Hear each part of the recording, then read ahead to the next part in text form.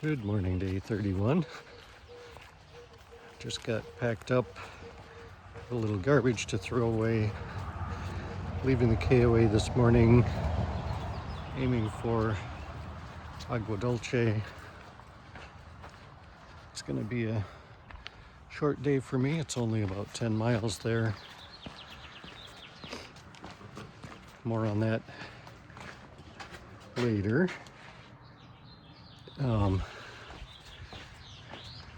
One thing I'm reminded of here, civilization is a noisy place. We're right next to a road. You can hear the cars screaming by. There's a railroad track. The train started running. I think it's a commuter train, I don't know. But it started running early this morning. Not at all like out in the wilderness where what you hear are people stirring, turning over in their camping mats, maybe some birds. So anyhow, off on the trail soon. It's pretty warm. I'm only in my mid layer and I already feel warm. Usually I'm pretty cold. It's a very busy freeway up that hill. I'm low enough to it now that it's hard to see the vehicles, but we've been seeing this for quite a while. I'm sure somebody knows which one it is. It's one of the major freeways. I just haven't looked at a map to see what it is, but you're not gonna catch hikers running across a 6 or 8 lane interstate, or the animals for that matter. So here we go. This is how you get to the other side of the freeway.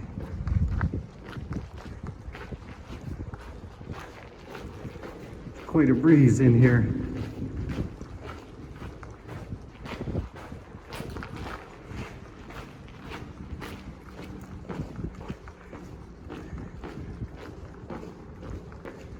And here we come out the other side. It's interesting to see this on video. It looks like you're blinded coming out, but just a normal day. I have seen videos in the past. You can see here that sometimes there's water running, but not today, thankfully. That would be kind of a long stretch.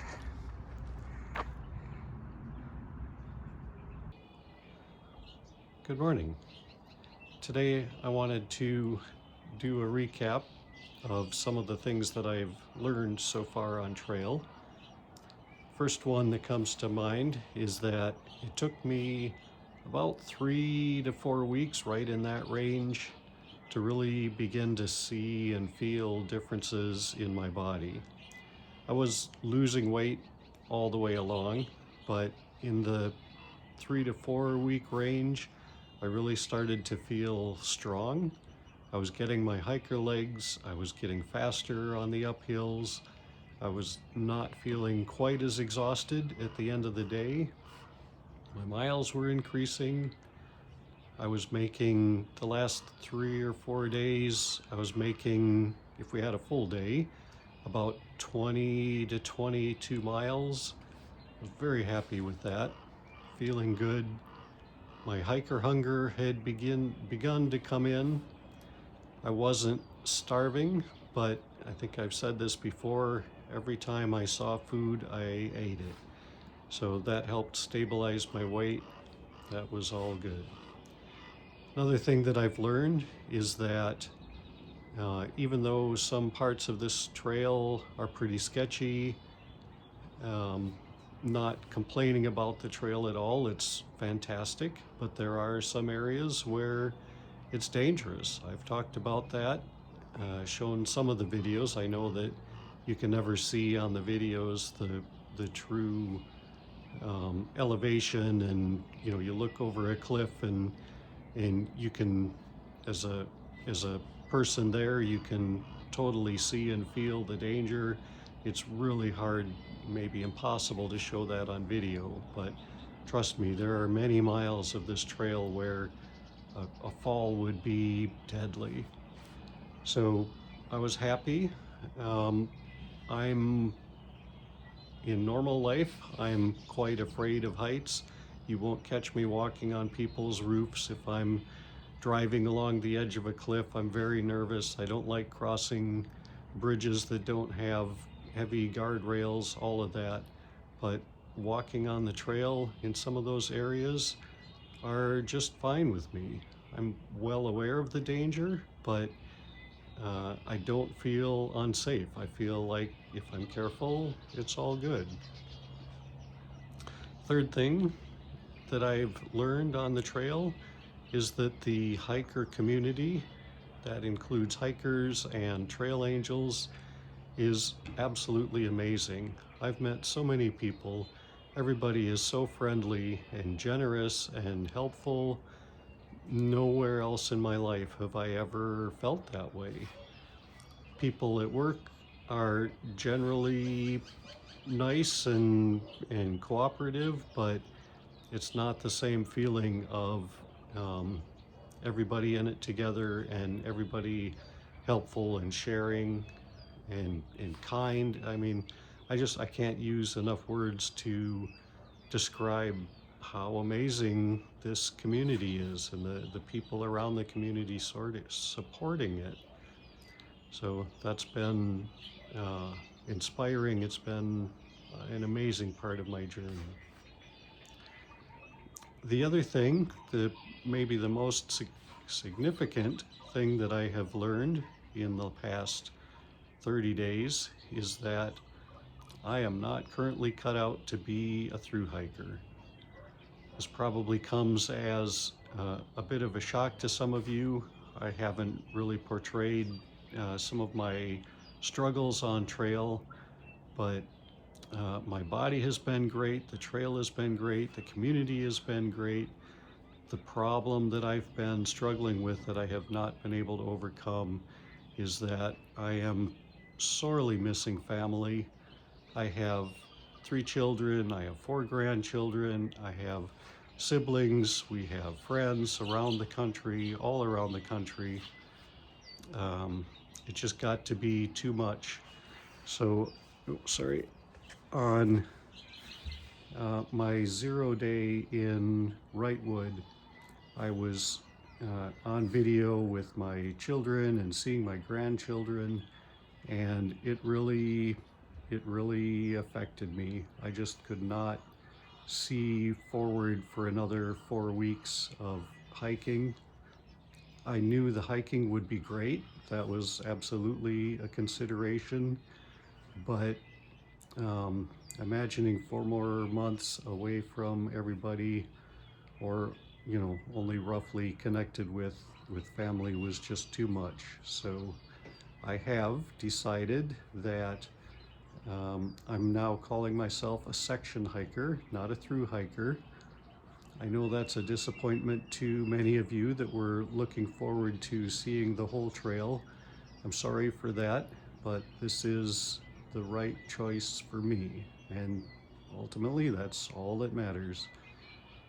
I did spend about a week, so after Wrightwood I hiked 1 more week, and I felt in my heart that this is the right choice. I was joyful again. I have not been joyful on the trail.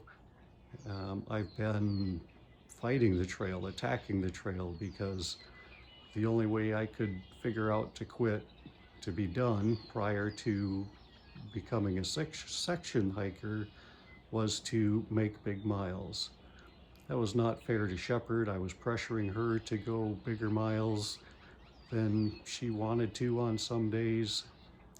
It was not fair to me. I was not enjoying the trail. I was fighting the trail. So that was my decision. I will do one more video in this series. Somewhere along the way, it might be a couple weeks. I'm now on a road trip with my wife. What I want to talk about is the gear that I used on the trail. I did some pre-hike videos on gear, but I'll talk just briefly, not as long and as many videos as I did before, but I will do a review of some of the gear that I found most useful and a few pieces of gear that I was going to send home because I just wasn't using them. Nothing wrong with them, it just wasn't gear that I was using. So thanks to all the subscribers for all of the comments.